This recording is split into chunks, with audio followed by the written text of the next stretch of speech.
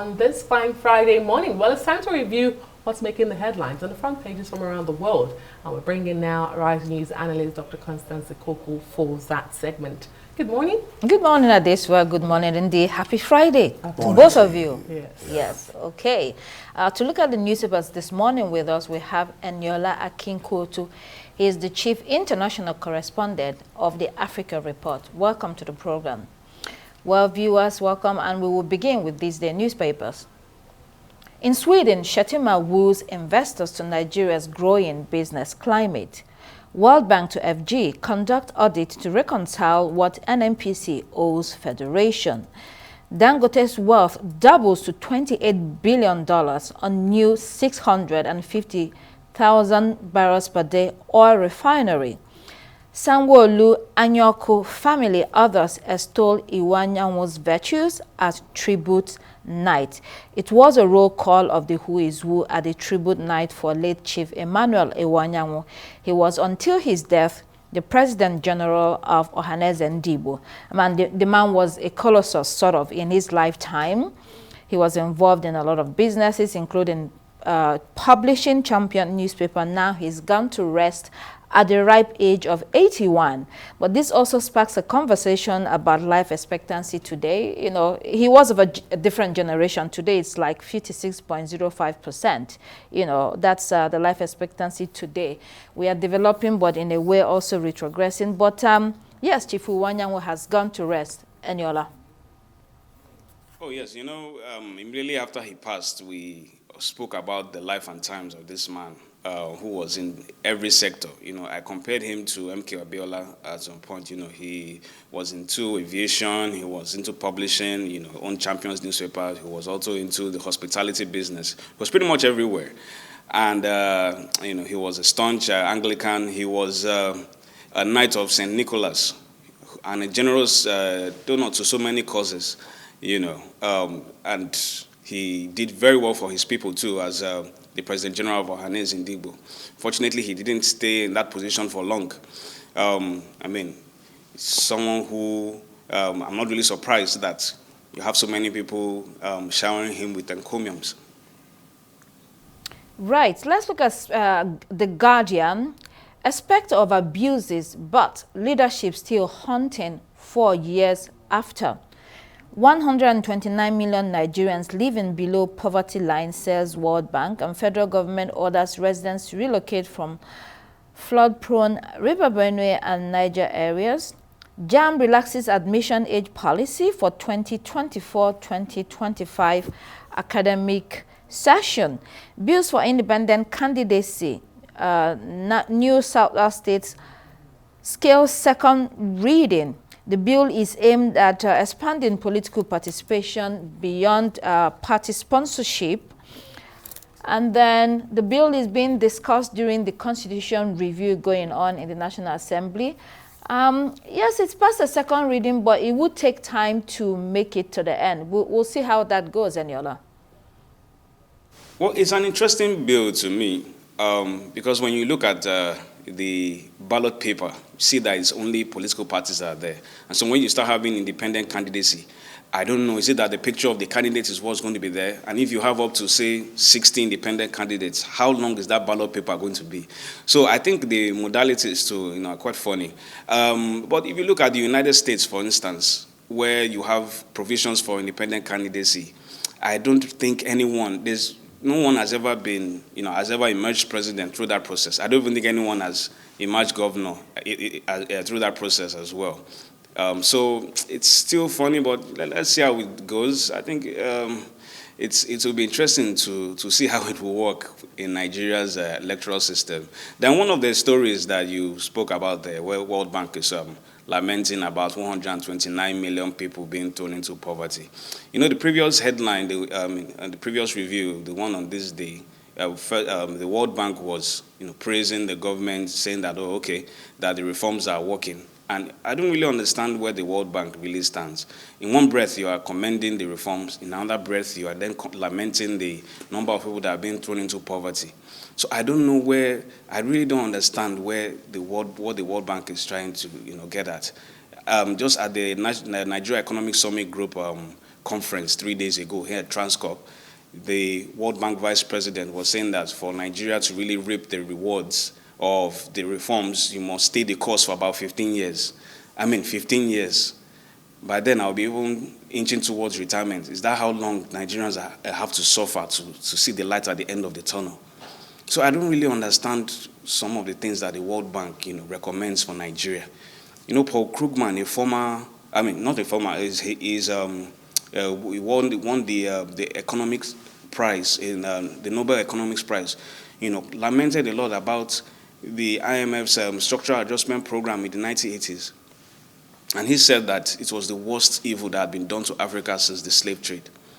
The IMF actually apologized at some point for that. And now you have the World Bank egging this administration on, telling them that, you should continue with the reforms. These reforms that are producing a lot of pain.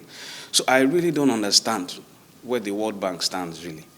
Then on the flooding issue, the Benue and the Benue River basin, they're saying that people who live along that basin, that's, I think, Adamawa, Taraba, Gombe, Nasarawa, and Kogi Plateau. They're telling them that they need to vacate those places because of flooding. I hope the government is making adequate preparations for them. There should be some, okay, Nela, can you hear me? Yes. I can. Let's move on to Daily Independent. Impending flood, NIHSA asks people along River Benue to move now. The Director General Nigeria Hydrological Services Agency advised that the river banks increased and has reached flooding level due to increased rainfall. In addition, those along the River Niger have also been asked to move to safe locations, as the management of Kainji and Jaba dams are working to control the floods. It is a good development that they are being won. But when I was looking at the story yesterday, they were showing pictures. I wonder whether these people have somewhere to go to. That would be a question. What's the good development about being warned if you're not making provision for always, at all times, when these issues are discussed, wondered, when you tell people move, to where? At this very time of independence, we understand that floods to come. By now, we should have, it says adequate preparation makes for excellent performance. By now, we should have had places built, when these things come across the nation or federation, well, when you tell people move, you can move them to a particular place temporarily and not just tell people move, even in these times when, like you were saying about the World Bank, I don't know whether we're still going to discuss that. No, not necessarily. They've lost touch. Yes. The point is that World Bank have, in simple phrase, first World Bank, they've lost touch with what is happening here in the country. It's as simple as that. I think the Bauchi state governor in captured it, encapsulated it very well. It's as simple as ABC. That's all I want to say about it. Right. In Vanguard newspaper, I don't think we have Vanguard, but Bauchi Governor Bala Mohammed did say that it's a bitter pill to swallow and that these reforms need to be reviewed at this well. And then Constance, before this one comes, let me just add this before she comes in. This is where you should have opposition parties working. But then in our climes now, opposition parties seem to be nowhere. Yeah, so the Bauchi governor, excuse me, is practically saying what everybody knows. It's not saying anything new. And I think that even those in government, have been trying to unravel and answer the question, why is it that so much of the reforms they claim to be carrying out is not felt by the ordinary persons in Nigeria? So the government says it's doing a lot. There are a lot of programs that are in motion by the government. But how is it that the people don't feel it? What is wrong? I think that's the fundamental question for any government to answer. It says the policies are not working. But yet you have Vice President Kashibi Shettima, who is far away in Sweden, yesterday at a business forum telling investors that these reforms, no matter how painful they are starting to yield results. So you see, there's that contradiction, and perhaps we are looking at the glass half full and half empty.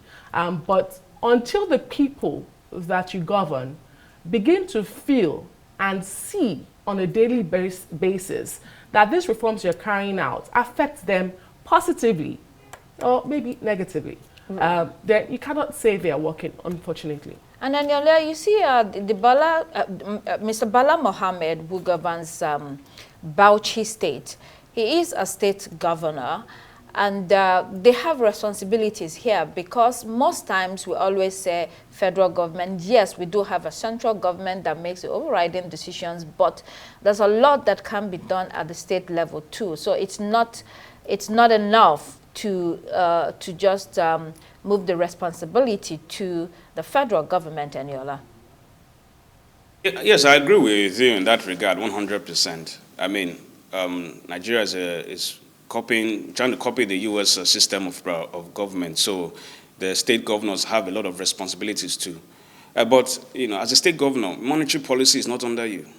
As a state governor, interest rates and all those things, etc., are not under your purview. So, and these are things that those are the things that are actually driving inflation at the moment. So I think he has a strong point too. Although, yes, we know that there's a lot of profligacy going on at the state level, where they embark on white elephants and all that, and instead of them to, invest in projects that will boost productivity, they're just doing, cosmetic projects. So, yeah, I agree with you in one sense, but in the other sense too, there are a lot of things that the state governors don't have power over.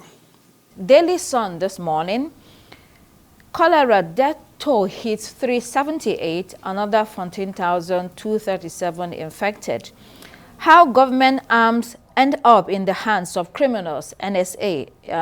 He was speaking yesterday at an event. That's the National Security Advisor, Mr. Nuhu Ribadu. He narrated how police officers and other security agents steal arms, and it ends up in the hands of terrorists. He said this set of people are despicable. Eniola, on talking. I read that news item I wasn't really surprised anyway. But what is the NSA going to do about it? You can't say you are laying curses on them. What effect is that going to be?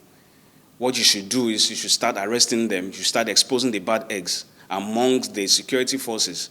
In America, one of the most feared departments in the police, for instance, is internal affairs, because they infiltrate the ranks of police and then they do secret investigations and expose the bad eggs amongst them. That's what should be happening. And in a way, it shows that, look, this narrative of most of the weapons that, part of the insecurity here is caused by the Libyan crisis and all that. We see now that there's a lot of internal sabotage going on. There's a statistics from a Swedish institute that says, I think, about 6.3 million light weapons are in circulation in Nigeria. And Nigeria accounts for about 70% of all small and light weapons in the entire West African region. And so when you put that together with the internal sabotage going on, you know why we are where we are today and why every region is having security crisis. So I'm happy with what Ribadu has said, but it goes beyond just shouting that, we're cursing them, laying curses. That's of no effect. What are you going to do about it? Let's look at the international headlines for you. Daily Graphic. Drama in Parliament. Speaker declares 4 seats vacant. The seats were declared vacant on grounds that the members were contesting the next election on a different platform. Essentially, they defected to another party. Can you imagine? This one, yes. And they're being declared vacant. In Nigeria, they'll stay put. This one, your thoughts on that? Yes, I mean, it's interesting that politics wherever can be funny, with funny individuals. So here in Ghana, the speaker said since they have defected, that they cannot keep their seats. And we've seen that play out in Nigeria. Unfortunately, it looks like the judiciary is even confusing us the more, where we see, in case in point, River State, we have lawmakers, 27 of them, who have openly declared their affiliation for another political party, yet want to remain with another party, and that has brought a lot of confusion to governance in Rivers. We need to begin to see politicians who put society, community, nation above self-interest, self-preservation, and that's the only way to go. All right, citizens South Africa, 1 in 4 teens addicted to booze. Figures show males have a 6 to 1 greater chance of seeking treatment, with teens between 14 and 17 years old accounting for more patients than their 18 to 39-year-old counterparts. That's a serious problem, Ndi. Your thoughts? It's said that alcohol dependence starts early in South Africa, and actually a SACA study shows that 26% of teens who develop a problem with alcohol are given their first drinks by family members. Yes, is that now so? that's because well, because they are exposed to alcohol at home, not that the family members give it to them. well, that's what the SACA study is saying. It said first drinks alcohol are And given. produced by family members. Yeah, given. That's whopping what 26%. That's what. Yeah, giving their first drinks by family. That's what the study. Whether it's wrong or right is another thing, but that's what the study specifically says. Giving by first family members. Well, the point here to note is that education really starts at the home. What the teachers do in school is just to embellish it, to help. You know, you have a foundation, then you build on it. So when family members, you know, and again it says starts early in South Africa. So you see that there's a system failure there. I mean, if this is true as it holds, if the families ate this, then South Africa has a big challenge on their hands. It means now beginning to, I mean, like you have in China, at a point in time, they said one family, one child, but they began to tinker with it and said, okay, we'll have to open it up and let more families have more children. So the South Africans have to begin to find out how to deal with this problem, because of course you know the problem of alcohol. Right. Aha. The Times this morning, Hamas leader killed in chance shelling by Israel. Yahya Sinwar was believed to have masterminded the October 7, 2023 attacks on Israel. Does this bring the war to a close?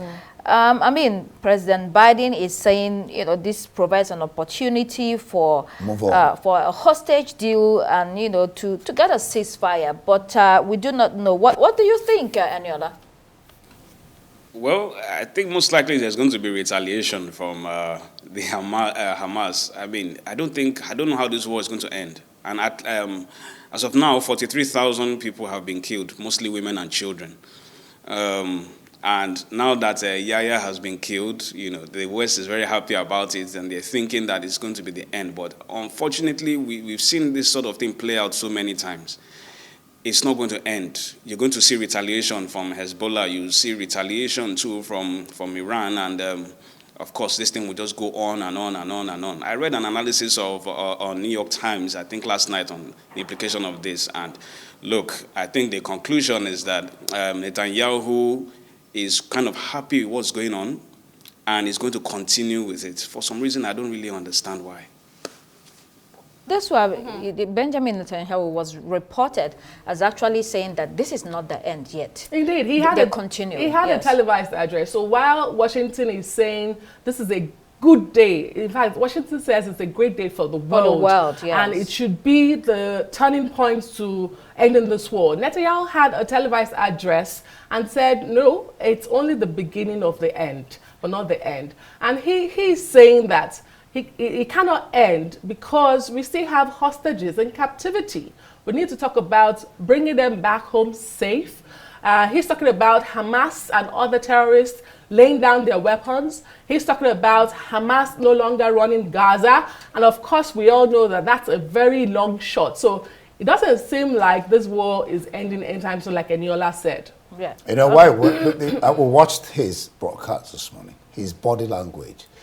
In his home state, Israel, there's a talk that what he's doing is just aiding his political standpoint. That is where he's coming from. But his body language totally shows that even himself, like Elena said correctly, does not want the war to end, which is rather a pity. All right, let's look at Daily Star. Family's tribute to One Direction star Liam Payne, our kind, funny and brave soul. Daily Star this morning. The 31-year-old Liam Payne attended a booze-filled gathering and plummeted from his hotel balcony in Argentina. We just discussed booze in South Africa, young people. Reports say he was off his head in drugs.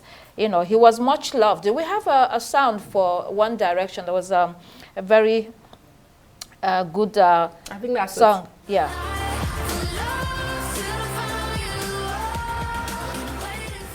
That song, I was dancing at this one. I've never seen Dr. Constance Okoku move her body that way. Let me just say that on camera. This morning. I have seen it this morning. Oh, unfortunately, it's a sad one. Sad, yes. This is a young man, and he's been battling addiction. He's been to rehab a couple of times.